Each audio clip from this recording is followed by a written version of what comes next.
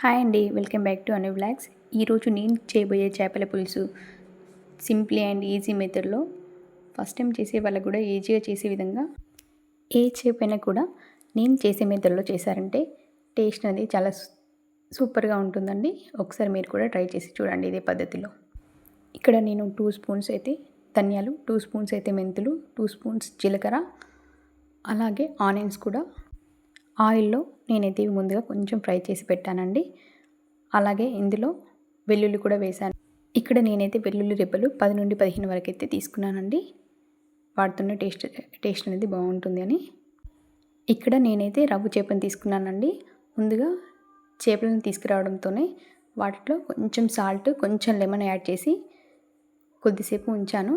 అలా ఉంచేసిన తర్వాత నెక్స్ట్ వాటర్లో బాగా కడిగేశానండి. ఇక్కడ నేనైతే ఒక చేప మొత్తం తీసుకున్నానండి. అది మొత్తం 800 గ్రామ్స్ వరకు అట్లా అయిందండి. చేపలను లెమన్తో కడిగడం వల్ల స్మెల్ అనేది రాకుండా ఉంటుందండి. ఇందులో నేనైతే 2 స్పూన్స్ వరకు అయితే పసుపు తీసుకున్నానండి. ఫ్రెష్గా గ్రైండ్ చేసుకున్న అల్లం వెల్లుల్లి పేస్ట్ 2 స్పూన్స్ వరకు అయితే తీసుకున్నానండి. నేను ఏ కర్రీలోకైనా కూడా అల్లం వెల్లుల్లి పేస్ట్ అనేది అప్పటికప్పుడు ఫ్రెష్గా తీసుకున్నదైతే కర్రీ టేస్ట్ అనేది బాగుంటుందండి.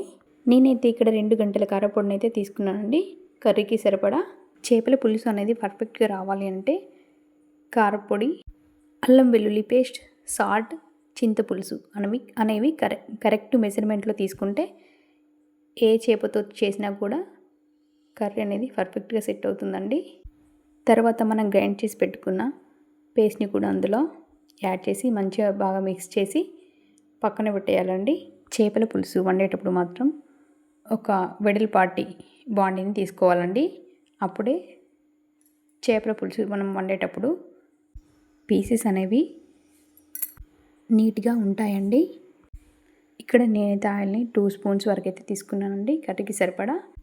ఆయిల్ హీట్ ఎక్కాక నేనైతే పీసెస్ అయితే అందులో వేసానండి. పీసెస్ వేసిన బౌల్లోనే నేనైతే అందులో 50 గ్రామ్స్ వరకు చింతపండు తీసుకున్నానండి. మరీ పలచగా మరీ చిక్కగా కాకుండా నేను మీడియం సైజులోనే చింతపులుపు అనేది తీసుకున్నానండి. ఇక్కడ నేనైతే పీసెస్ మునిగేంత వరకు అయితే చింతపులుసును అందులో పోసానండి. చింతపులుసు పోసాకైతే ఎక్కువ పీసెస్ మాత్రం కదపద్దండి. ఎందుకంటే ఎక్కువ కదపడం వల్ల పీసెస్ అనేవి బ్రేక్ అయిపోతూ ఉంటాయి. నేనైతే 2 స్పూన్స్ వరకు అయితే సాల్ట్ కర్రీకి సరిపడా అందులో యాడ్ చేశానండి. తర్వాత డ్రై చేసిన ధనియా పౌడర్ కూడా ఇందులో యాడ్ చేశాను. తర్వాత కొద్దిగా కొత్తిమీర కూడా యాడ్ చేశానండి.